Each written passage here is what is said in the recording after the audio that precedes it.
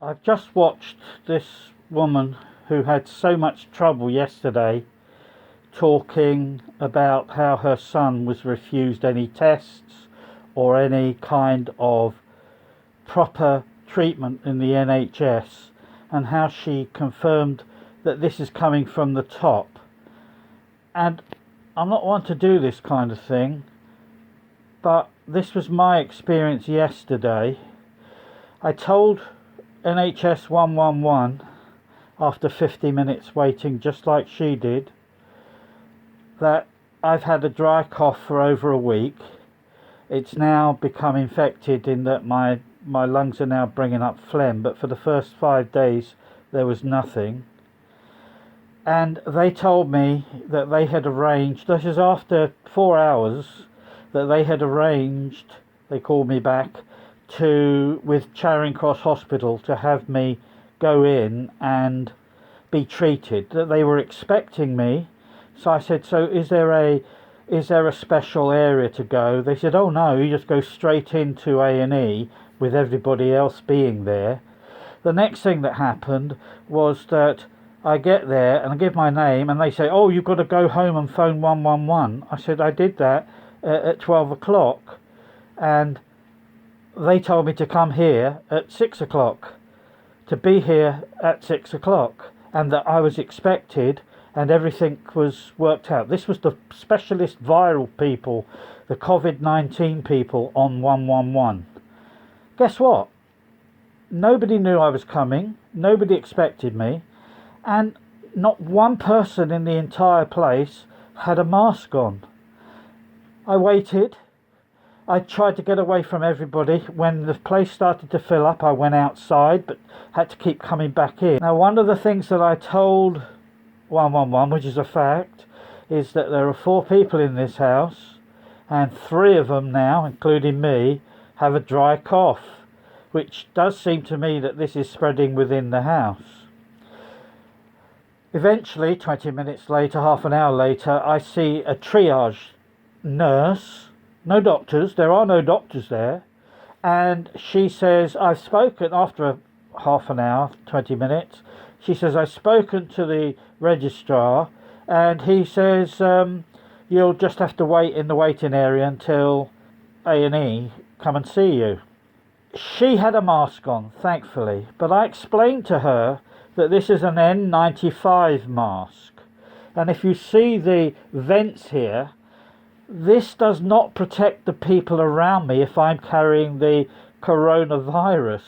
It protects me if I haven't got the coronavirus, but not the people around me. After about 30 minutes, I'm sitting down and they send a pregnant young girl to come to, and as she came towards me, I had to get up and move out of the way, because 9 out of 10 women who are pregnant who contract this, according to the Chinese, will lose their babies. The NHS isn't at fault. This is not the fault of the NHS. This is the fault of Boris Johnson. 10 years of destructive policies in the NHS. I go and see another nurse, not a doctor, absolutely stunning, lovely lady, and she listened to my chest. She said, oh yeah, you've got pneumonia. You've got it in the left lung. I can tell that you've got pneumonia in the left lung. So I said, so am I going to, with that diagnosis, are you going to? Oh no, you just here. This is the procedure. You just take antibiotics, and the antibiotics, clarithromycin, they are, and that was it. The problem is, I said, well, don't you think you should test to see if I've got COVID-19, because the other people in my house may also have COVID-19 if I've got it? She says, oh no, that's not the policy. So she says, we may not agree with the policy, but this is what we have to do. She said the only people that are tested are people going to wards, and not all of them. I recorded conversations with everybody, and I photographed the situation. This isn't just crazy. This seems to be a direct policy, much like the destruction of the NHS, simply to kill off the poorer people who can't afford insurance for healthcare. So I'm home. I've got 3 people other than me in this house who are trying to stay away from me and I'm trying to stay away from them. But it's not the biggest house. It's not Buckingham Palace. It's just a little house. And there's no way we can stop it. So please, contact your MP. Tell anybody that will listen to you. The NHS is failing. We've got 5,000 ventilators to Germany's 30,000.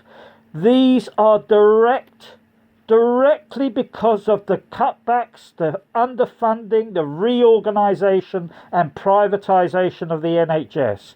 I don't blame a single worker in the NHS for any of this. I blame the Conservative government, the BBC, who are simply the propagandists for the Conservative Party, people like Peston, who's now finding out that this isn't such a good deal with Boris Johnson at the helm, having poisoned week after week the Labour Party and particularly Jeremy Corbyn.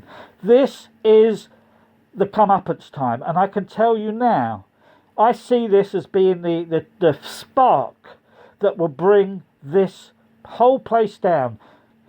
And what has Boris Johnson done? He decided that we should just all die. 400 to 800,000 people should die. Look at the figures from Imperial. They say 400,000. But they're dependent upon the government. The real number could be 2 million or 3 million.